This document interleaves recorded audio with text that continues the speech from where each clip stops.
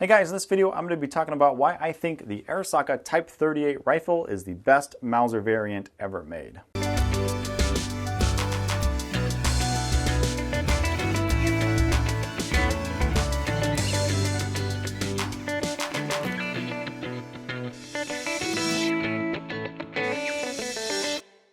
So everybody knows that the Mauser 98 action is probably the pinnacle of bolt actions. It's the the strongest and most trusted probably bolt action system out there. I mean, Mauser really hit it out of the park with his Mauser 98. Now, the thing is, whenever a lot of U.S. collectors think about bolt action rifles and maybe certain qualities that would make a certain bolt action better than another, a lot of U.S. collectors don't really think about the Arisaka rifle. We don't even really consider the Arisaka rifle whenever we think about like Mausers or good bolt actions. And I think a bit of that is sort of tainted from the last ditch rifles and the training rifles. So I think that the really low sort of manufacturing quality, at least in appearance, of the last ditch Arisakas, and a lot of the training rifles that of course you can't shoot live ammo through, I think those kind of muddied the water for the Arisakas in the US market. And so we've had decades and decades of collectors sort of regurgitating the information or the misinformation of that. You know, Arisakas are weak, they're going to blow up, they're made of pot metal, you know, all that sort of stuff. And so we're sort of living with the consequence of that today, where a lot of people look down on Arisakas. I went to a gun show this weekend, and I saw a bunch of Arisakas there, and they were probably the cheapest milsurp rifle there. And there's all sorts of variations. There's, you know, the last ditches to the really nice ones and sort of the transition in between. They're pretty neat gun. There's a lot of variations that you can get with them, a lot of different makers.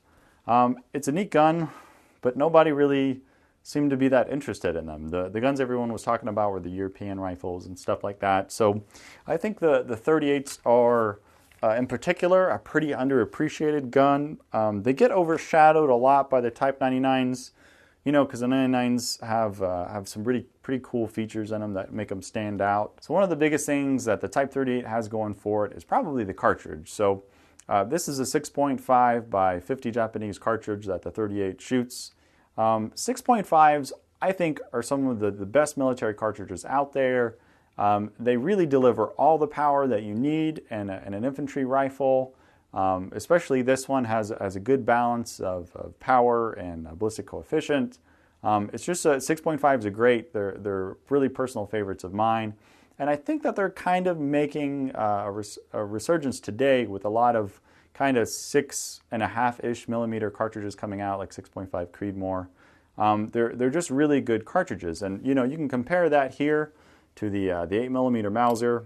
It's obviously a less recoiling cartridge because it's a lot lighter, which is, it's nice for a modern shooter because you could shoot a lot more of the 6.5. It's not going to give you a sore shoulder like 8mm Mauser will after a long day of shooting.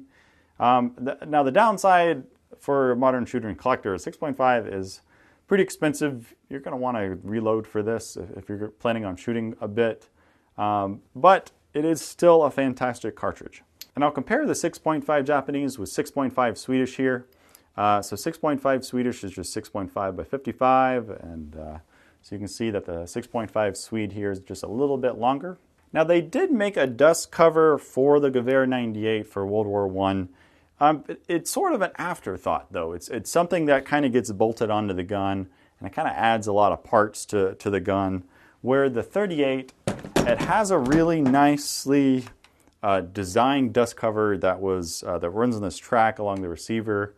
It's just a really well incorporated dust cover that works really well. If you have a good one, it's not going to rattle or anything like that.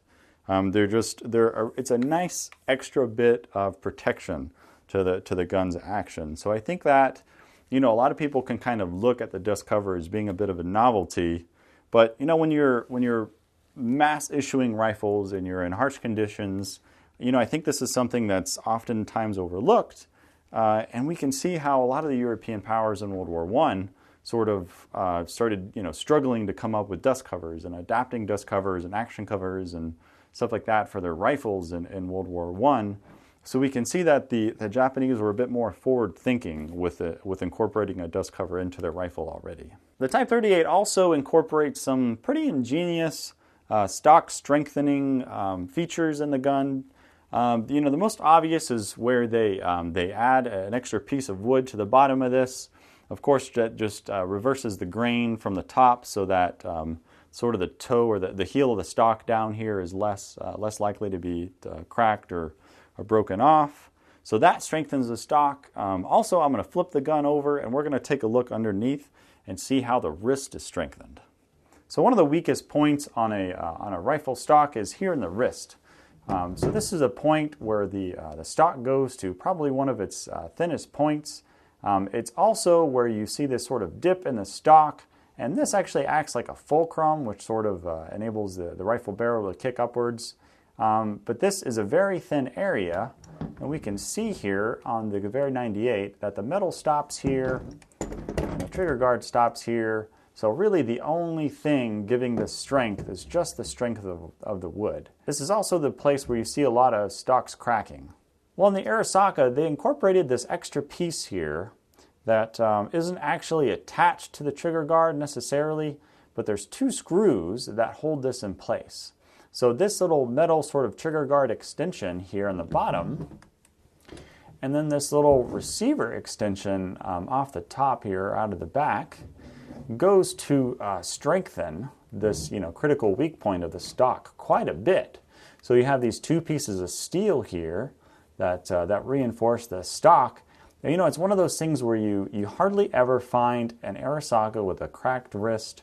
And that's just because they really did a great job in designing a really nice method of strengthening the wrists on the stocks here. Another great thing that the Type 38s and the other Arisakas have going for them, over traditional Mausers, is the floor plate. In particular, how the floor plate is able to come out. So with the traditional Mauser, like a Mauser 98, you have to take something and stick it in the hole, like a cartridge or something. You push down on a detent and you pull it back, and then that frees the magazine. Where on the Arisaka, it's just a simple button inside the trigger guard that you press, and then the magazine's able to come out. I think the button is recessed enough that you wouldn't really have to worry about accidentally activating it. But it's a really nice feature, especially for a civilian shooter today. If we want to quickly be able to unload our rifles on the range or after a range trip or something like that, it's just a really nice feature to be able to just pop that floor plate off really easy. So now to contrast the bolt disassembly procedures between the two guns, I'll start with the Mauser 98 here. So of course you press this button on the bolt, unscrew it, and at this point you're going to have to need some sort of hole to stick this into. So they typically would put these on a lot of the Mauser stocks. And then you press down, you turn this. All right, so now we're down to the firing pin and the spring. So this is quite a bit of parts here. So of course we have this little flag safety up here. There's a couple little parts inside of the detent and a little spring in there. So this is about, let's see, 1, 2, 3. So this is probably at least 4 parts. Then we have that. So 5, 6 parts. And then if you count the bolt body itself, you have a good amount of parts there. So now let's contrast that with the Arisaka bolt. So you press back here on the safety, you rotate this about 90 degrees, that comes off, so this is just sort of one piece, and then you have the bolt, and you have the spring.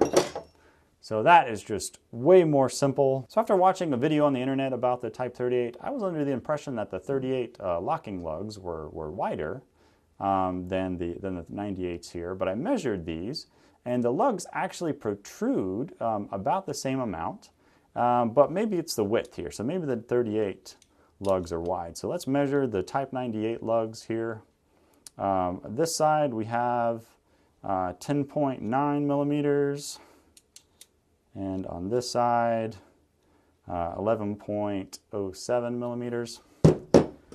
Now on the Type 38 bolt, if we measure this one, we get 10.7 millimeters. That might be upside down to you. And on this one we have 10.95 millimeters. So actually the locking lugs on the Type 38 bolt here are a little bit more narrow, just a hair more narrow than the 98 bolts. And the lugs, they actually stick out the same. When I measured them with the caliper, the two lugs actually stick out the same. However, the 38 lugs, they are much taller. The lugs do add some strength just in being tall, but you don't really get any extra strength just from the width or the reduced height of the 38 lugs. Another difference here on the two rifles is that on the 38 bolt, you don't have this sort of third safety lug here like you do on the bottom of the 38 bolt. And that's because the actual bolt handle itself acts as the third safety lug. Here's the bolts for the two rifles, and I put the bolt handles side by side so that we can see that the overall length of the Type 38 bolt is a little bit shorter than the 98 Mauser bolt. You know, a shorter bolt means that theoretically you have less bolt travel to work with whenever you're working the action. So a shorter bolt, in theory at least, equals a faster reload time. Now, in this case, it's such a little difference that it's probably negligible. However, it is just something neat to point out. So I think the appreciation for Japanese guns is picking up in the United States. I think the guns are actually getting more expensive, especially the nicer examples with the features, the mums and dust covers and all that stuff. Those, when I follow them, they do seem to go for quite a bit online. But a lot of the lower end ones, like the Last Ditches and the defaced mums and stuff like that, you can still get those for really cheap. So if you're looking for maybe not like the most perfect example of a gun, but you want a gun with a really strong action that's going to be safe and reliable, you might want to look into getting a Type 38. Now, the ammo is going to be a little tricky. If you want to reload or you want to get into reloading, that's probably going to be your best bet as far as shooting this, but it's not impossible. Now here's a gun joke to round out the video. What's the difference between jelly and jam? A Lee Enfield doesn't jelly. Thanks for watching, guys.